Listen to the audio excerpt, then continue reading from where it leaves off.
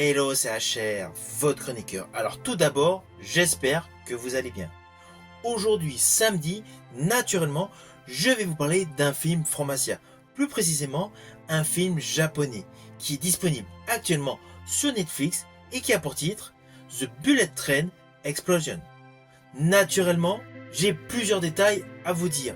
Mais avant cela, n'oubliez pas, si vous n'êtes pas abonné, pensez à le faire, pensez à la petite cloche pour les notifs, et surtout pensez tout simplement à me mettre en commentaire ce que vous avez pensé de ce film. Let's go!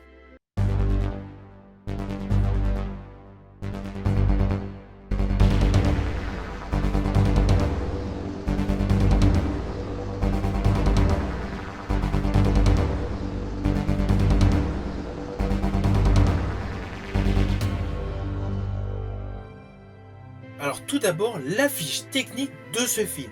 Il est réalisé par Shinji Higuchi, alors désolé pour la prononciation. Il dure un peu plus de 2 heures. C'est un film japonais qui est disponible sur Netflix. Avec la particularité d'être en fait la suite d'un film de 1975 qui a pour titre Super Express 109. Alors d'ailleurs, dans ce film, en images d'archives, on nous présente des images du film précédent. Nous montrons justement les points clés de l'histoire précédente, ce qui rajoute une plus-value à ce film qui est parfaitement réussi. Alors je rajouterai, si vous n'avez pas vu le film original, cela ne vous empêchera aucunement de comprendre la suite, car l'histoire a beau avoir un socle datant de 75, tout le déroulé scénaristique que vous allez découvrir est innovant, et il est parfaitement construit. Alors perso, j'estime que ce film est un réel compromis entre les pirates du métro et Speed, avec évidemment les twists habituels dans les films de culture japonaise. Car vous aurez beau imaginer que l'histoire est cousue de fil blanc, eh bien non, il y a un véritable twist. Et je rajouterai même un double twist à la fin de ce film, même si les grandes lignes sont prévisibles. Un train avec des passagers ne doit pas dépasser une certaine vitesse, au risque d'exploser. Le côté qui me fait penser justement à Speed. Et parallèlement dans l'histoire, il y a une maison qui explose, un peu comme dans Speed. Il y a une maison qui explose en dehors du bus. On s'aperçoit que l'histoire est totalement liée. Et il y a une raison sur l'explosion de la maison, qui est en rapport justement avec le film de 75. Alors oui, je ne vous dévoile pas du tout l'histoire, car je préfère que vous ayez la surprise. Vous avez compris, au vu de la bande-annonce, que le train est piégé et il ne doit pas dépasser une certaine vitesse. Mais je ne veux rien vous dire de plus, car il y a beaucoup de personnages qui nous sont présentés avec des arcs narratifs consistants. Car même le TikToker, je vais l'appeler comme ça, son personnage est bien construit. La femme issue du milieu politique, son personnage est parfaitement construit. Dans ce film, naturellement, il y a plusieurs passagers qui imbriquent plusieurs histoires. Des histoires qui ont réellement leur importance dans le suivi de ce que vous découvrez.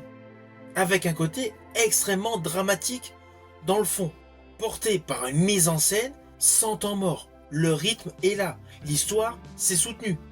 Alors la musique, tout le score de ce film, il est assez classique. Mais en fait, on l'oublie. On est beaucoup plus hypé par le jeu des acteurs et actrices, ainsi que par les effets sonores, tout simplement issus du train. Pour la petite histoire, sachez que East Japan Railway Company a participé au film, montrant tout simplement la véracité du fonctionnement des trains et surtout le réel travail des employés de cette compagnie. Ainsi, cela apporte une immersion beaucoup plus intense au cœur de ce train qui est voué à exploser. C'était pour la petite histoire.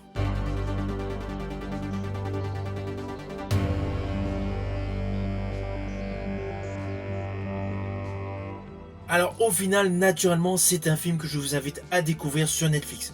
C'est un bon divertissement, vous serez totalement hypé du début jusqu'à la fin, et comme je vous l'ai dit tout à l'heure, il y a plusieurs twists à la fin, totalement imprévisibles.